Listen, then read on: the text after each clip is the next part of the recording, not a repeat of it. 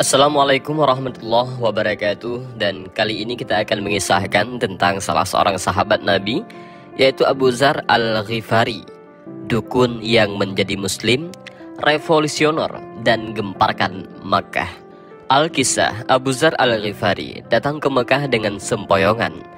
Tubuhnya lelah, bajunya kusut dan compang-camping, tapi di matanya ada binar kerinduan dan harapan untuk menemui orang mulia, Nabi Muhammad Sallallahu Alaihi Wasallam.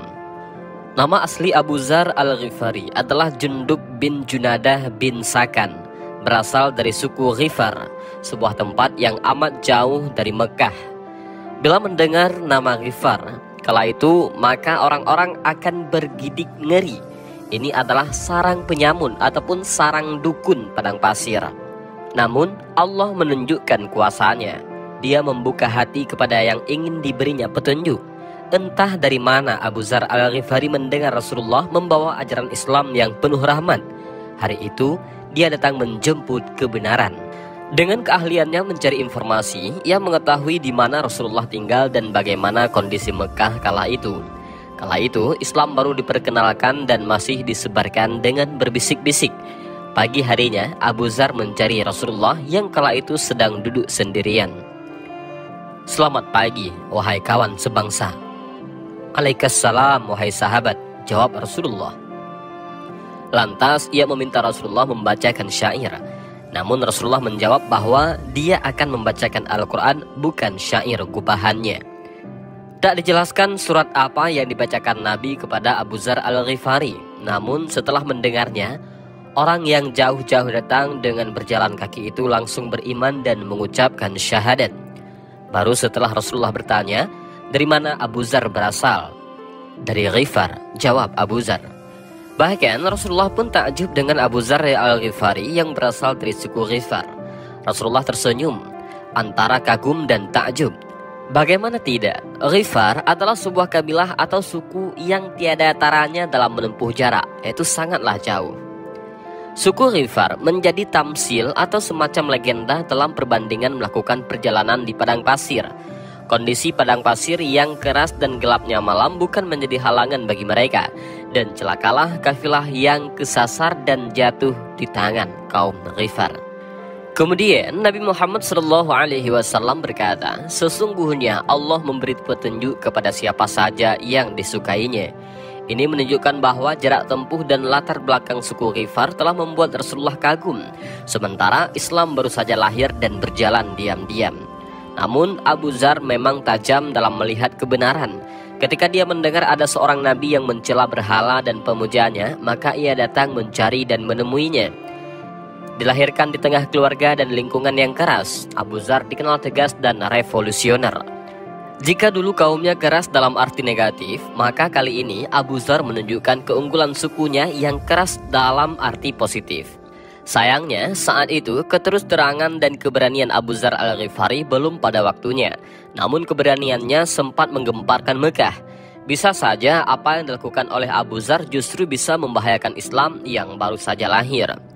Suatu ketika, sahabat Nabi ini sudah tidak lagi sabar dengan cara diam-diam. Menurut dia, harus ada seorang yang berani meneriakkan kebenaran di tengah kaum musyrik. Jiwanya memang radikal dan revolusioner, tanpa sedikit pun rasa takut. Maka dia kemudian bertanya kepada Rasulullah, "Wahai Rasulullah, apa yang harus saya kerjakan menurut Anda?" "Kembalilah kepada kaummu sampai ada perintahku nanti," jawab Rasulullah. "Demi Tuhan yang menguasai nyawaku, saya tak akan kembali sebelum meneriakkan Islam di dalam masjid," kata Abu Dzar yang tegas.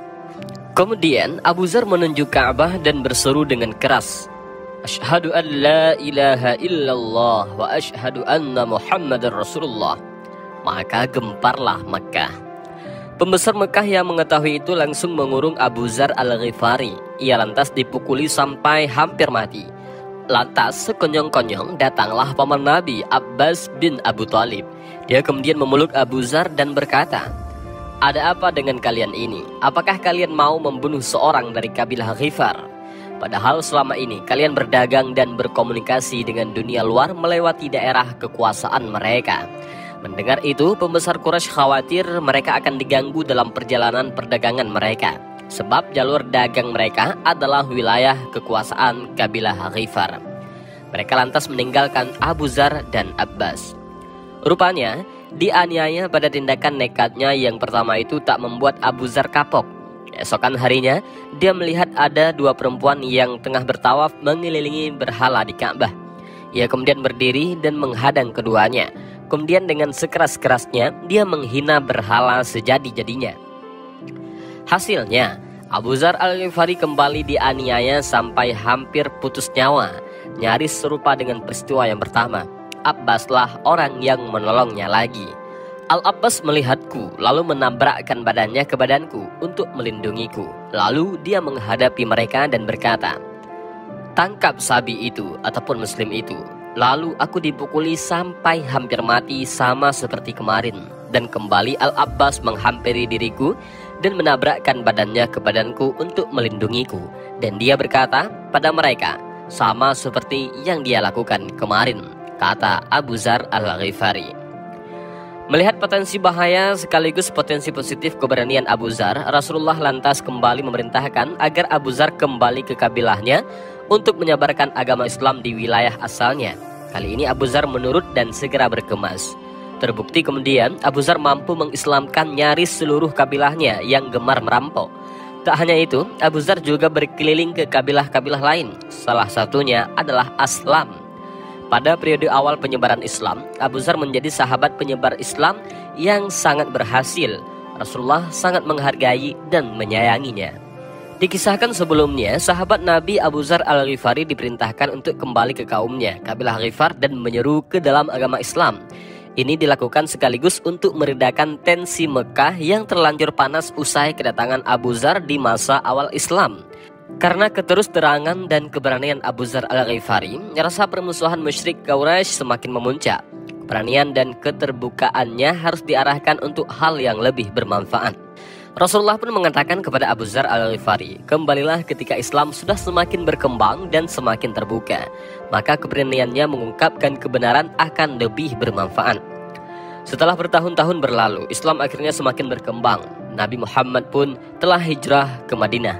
Suatu hari masyarakat Madinah dibikin heboh oleh kedatangan kafilah yang teramat panjang. Saking besarnya rombongan, debu pasir yang berterbangan terlihat dari kejauhan. Tampak orang yang berjalan kaki, menunggang kuda, unta, atau menuntun hewan pengangkut barang. Kalau saja tidak terdengar saib gema takbir, orang-orang Madinah akan mengira mereka akan diserang oleh pasukan musyrik. Tampak dari jauh, Abu Zar Al-Ghifari memimpin kafilah besar itu. Masih sama dengan beberapa tahun sebelumnya, Abu Zar datang tanpa atribut kemewahan. Dia adalah pelopor hidup sederhana. Ini adalah kafilah dari kabilah Ghifar dan juga Aslam. Mereka telah masuk Islam dengan jumlah yang besar. Masuk Islamnya dua kabilah ini membuat kekuatan Islam semakin diperhitungkan. Termasuk dalam rombongan ini mantan penyamun alias garong dan komplotan maksiat. Melalui Abu Zar, mereka telah berubah menjadi rombongan pendukung kebenaran yang dibawa oleh Rasulullah Sallallahu Alaihi Wasallam. Gema takbir semakin terdengar kencang, maka Rasulullah pun menyambut sahabat yang dikenal dari keberaniannya mengungkapkan keberanian ini. Rasulullah melayangkan pandangannya kepada wajah-wajah yang baru datang tersebut dengan berseri-seri. Pandangannya meliputi rasa haru dan cinta kasih. Sambil menoleh kepada suku Ghifar, beliau bersabda, "Suku Ghifar yang telah dighafar Allah ataupun yang telah diampuni Allah." Begitulah kata Nabi. Kemudian sambil menghadap kepada suku Aslam, beliau bersabda, "Suku Aslam telah disalam ataupun diterima dengan damai oleh Allah," kata Rasulullah. Kemudian Nabi melihat Abu Zar, sahabatnya yang penuh kemuliaan. Takkan pernah lagi dijumpai di bawah langit ini orang yang lebih benar ucapannya dari Abu Zar. Begitulah ucapan Rasulullah. Sabda Rasulullah Shallallahu Alaihi Wasallam ini terbukti di kemudian hari sepeninggal Nabi wafat, terutama pada ketika fitnah merajalela pada zaman pemerintahan Khalifah Utsman bin Affan. Diakui, saat itu masih banyak sahabat Nabi yang jujur, cerdas, dan benar. Namun tak ada yang melampaui keberanian Abu Zar mengucapkan kebenaran, terutama dalam sikap kritisnya terhadap para penguasa, gubernur, dan pejabat negara yang hidup bergelimang harta. Abu Zar adalah pelopor hidup yang sederhana. yang amat membenci kemewahan dunia. Dia melihat sudah ada benih bahaya ketika kepentingan pribadi bercampur dengan kepentingan negara dan agama. Abu Dzar lantas pergi menemui para pembesar dengan mengungkapkan kebenaran bahwa ajaran agama bukanlah suatu kerajaan, bukan untuk memungut upeti, dan bukan ajang sombong. Dalam Islam tak ada sistem kasta, sederhana bukan hidup boros. Melihat bahaya gila harta di depan mata, Abu Dzar langsung menuju Syria, lambang kepemimpinan Islam yang serakah. Semuanya berpangkal dari Muawiyah bin Abi Sufyan yang kala itu menjadi gubernur. Sementara Abu Dzar melihat masih ada fakir miskin yang bahkan kekurangan makan. Di sisi lain, dia melihat gedung-gedung dengan mahligai menjulang tinggi. Dia melihat ketimpangan. Abu Dzar berpendapat seharusnya para pemimpin adalah orang yang pertama kali lapar saat terjadi kelangkaan makanan dan terakhir kenyang ketika makanan datang. Namun ini sebaliknya, rakyat hidup susah sementara para penguasa dan pejabat hidup mewah di istananya masing-masing. Dalam lawatannya itu, di depan sekumpulan massa, Abu Dzar kerap berkata, "Beritakanlah kepada para penumpuk harta yang menumpuk emas dan perak, mereka akan disetrika dengan setrika api neraka, menyetrika kening dan punggung mereka di hari kiamat." Segera saja rakyat berdiri di belakang Abu Dzar. Kemanapun Abu Dzar pergi, mereka akan mengikuti. Bahkan seandainya Abu Dzar menyerukan pemberontakan, pastilah akan terjadi pemberontakan besar di Syria. Namun Abu Dzar masih mengingat sabda Nabi, dilarang membunuh sesama muslim atau yang mengucapkan La ilaha illallah Muhammadur Rasulullah. Karena itu, kendati hatinya tak sabar, namun protesnya tetap melalui perkataan yang tidak menimbulkan potensi pemberontakan massal. Semasa hidupnya, Abu Dzar Al-Ghifari dikenal sebagai penyayang kaum duafa. Kepedulian terhadap golongan fakir ini bahkan menjadi sikap hidup dan kepribadiannya. Prinsip hidup sederhana dan peduli terhadap kaum miskin itu tetap ia pegang di tempat barunya di Syria. Namun di tempat baru ini, ia menyaksikan Gubernur Muawiyah hidup bermewah-mewah. Ia malahan memusatkan kekuasaannya dengan bantuan kelas yang mendapat hak istimewa. Dan dengan itu mereka telah menumpuk harta secara besar-besaran. Ajaran egilator Abu Dzar Al-Ghifari membangkitkan massa melawan penguasa dan kaum berjuis itu. Keteguhan prinsipnya itu membuatnya sebagai duri dalam daging bagi penguasa setempat. Ketika Muawiyah membangun istana hijaunya Al-Khizra, salah satu Ahlus Suffah, yaitu sahabat Nabi yang tinggal di serambi Masjid Nabawi, ini mengkritik khalifah. Kalau Anda membangun istana ini dari uang negara, berarti Anda telah menyalahgunakan uang negara. Kalau Anda membangunnya dengan uang Anda sendiri, berarti Anda melakukan israf ataupun pemborosan. Muawiyah hanya terpesona dan tidak menjawab peringatan itu.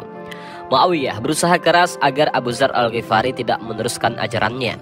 Tapi penganjur egalitarisme itu tetap pada prinsipnya. Muawiyah kemudian mengatur sebuah diskusi antara Abu Dzar dan ahli-ahli agama. Sayang pendapat para ahli itu tidak mempengaruhinya. Muawiyah melarang rakyat berhubungan atau mendengarkan pengajaran salah satu sahabat yang ikut dalam penaklukan Mesir pada masa Khalifah Umar bin Khattab ini. Kendati demikian, rakyat tetap berduyun-duyun meminta nasihatnya. Akhirnya Muawiyah mengadu kepada Khalifah Utsman. Ia mengatakan bahwa Abu Dzar Al-Ghifari mengajarkan kebencian kelas di Syria, hal yang dianggapnya dapat membawa akibat yang serius. Lantas Khalifah Utsman memanggil Abu Dzar Al-Ghifari kembali ke Madinah. Dengan bijak dan lembut ditawarinya unta gemuk yang akan mencukupi kebutuhan susunya tiap pagi dan sore. Tapi apa jawaban Abu Dzar? "Aku tak perlu akan dunia, tuan-tuan," tegas Abu Dzar Al-Ghifari. Keberanian dan ketegasan sikap Abu Dzar ini mengilhami tokoh-tokoh besar selanjutnya seperti Hasan Basri, Ahmad bin Hambal, Ibnu Taimiyah dan lainnya. Karena itulah tak berlebihan jika sahabat Ali radhiyallahu an pernah berkata, "Saat ini tidak ada satu orang pun di dunia kecuali Abu Dzar yang tidak takut kepada semburan tuduhan yang diucapkan oleh penjahat agama. Bahkan saya sendiri pun bukan yang terkecuali." Dan itulah sedikit kisah tentang Abu Dzar Al-Ghifari, dukun yang menjadi muslim revolusioner dan gemparkan Mekah.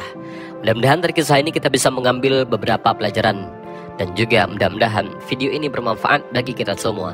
Amin ya rabbal alamin. Wallahu a'lam bishawab. Assalamualaikum warahmatullahi wabarakatuh.